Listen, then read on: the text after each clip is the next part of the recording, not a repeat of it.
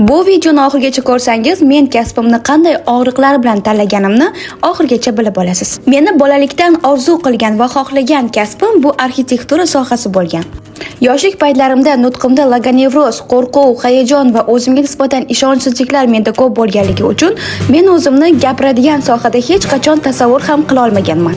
Har safar yangi va begona insonlar bilan suhbat qurish men uchun xuddiki imtihon topshirish bilan barobar bo'lardi. Aslida meni hayotim 19 yoshimdan boshlangan desa ham bo'laveradi. Sababiki men aynan 19 yoshimda muammolardan qochishni emas, muammolarga yuzlashib, ularni hal qilishni o'rgandim. 19 yoshimdan boshlab hayotimda uchragan eng yaxshi ustozlarim tufayli va o'zimning kuchli maqsadim, irodam tufayli men insonlarning oldida erkin, bemalol va ishonch bilan gapirishni boshlaganman.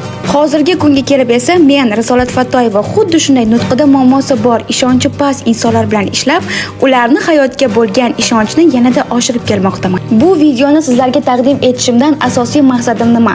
Hech qachon ustingizda ishlashda to'xtamang va o'zingizni nuqsonlaringizni tan olmang.